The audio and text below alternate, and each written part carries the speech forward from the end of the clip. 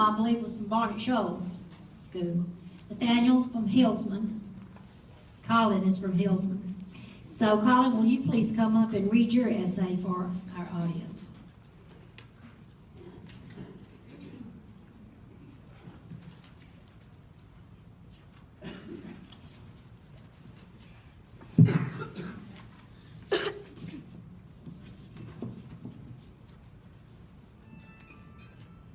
Dear Diary, you're all sitting around a fire, staring into the flames, watching them rise up from the ground and pop in the air.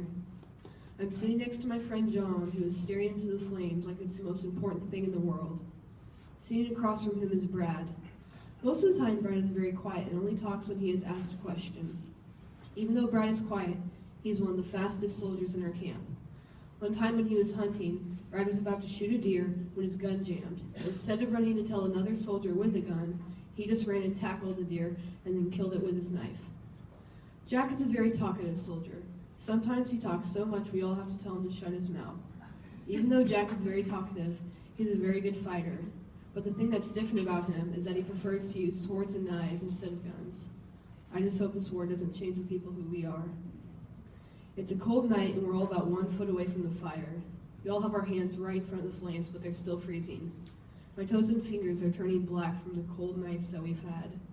One boy had to have his fingers chopped off, so they had to send him home since he couldn't fight. I've seen some men die on the battlefield right in front of me, and there was nothing I could do about it. One of them was a friend of my father's. I remember seeing them at the local tavern. It's been hard on us all having to go to the funerals and everything. I know my father is having second thoughts about letting me join this war. Since we only have 3 medics, it hasn't been easy to get all my wounds treated. And since we've used almost all our medical supplies, all the medics could do was tell me to wash my scratches off in the river. Thankfully, all I've had are a few scratches on my face and hand. Out on the battlefield, it's like nothing you've ever seen. No one can prepare you for it. They can only tell you how bad it is. On the battlefield, we all line up in a line and shoot and just pray you're lucky enough not to get hit. I can still smell the gunpowder, see the blood. I remember all those soldiers who lost their lives defending our country from British control. Once off the battlefield, you're never the same. I've been having nightmares about redcoats coming to kill us in our sleep and then waking up, screaming my head off to be calmed down by my father. Everyone gather around. It's our General William Prescott. You have information that the British generals are going to send their soldiers to occupy the hills on the north side of Boston Harbor. I'm going to take all 1,200 of you stealthily to the hills to make fortified lines across most of Charlestown Peninsula, he said. The next day we started loading all the gunpowder and supplies on the carts and wagons and we brought it up to the hills. Once we did that, we set up camp. I helped set up wood planks for cover. At night we set up some fires, but we had to keep them low or the British would see them and come before we were ready.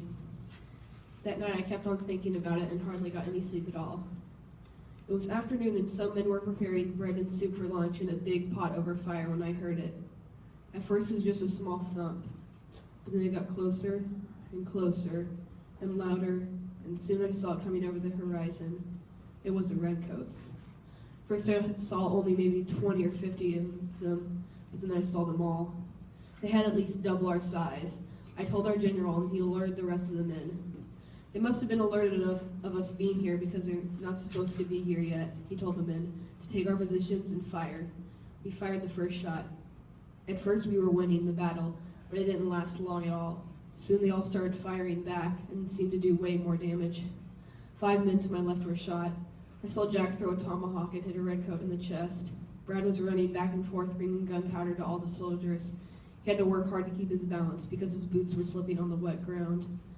I was able to hit a redcoat with my musket, but when one died, another one took its place.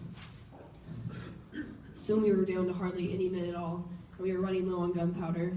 Our captain sadly told us to retreat. We retreated to Cambridge over Bunker Hill. Even though we lost the battle, the British suffered over 800 wounded and 226 killed. I just do pray this battle wasn't for nothing.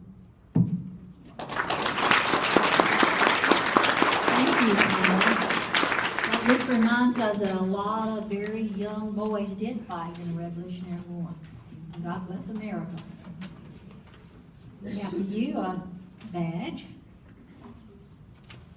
And we have for you a check and your certificate. So, thank you. You're welcome. Go get your picture on there. Thank you. You're welcome.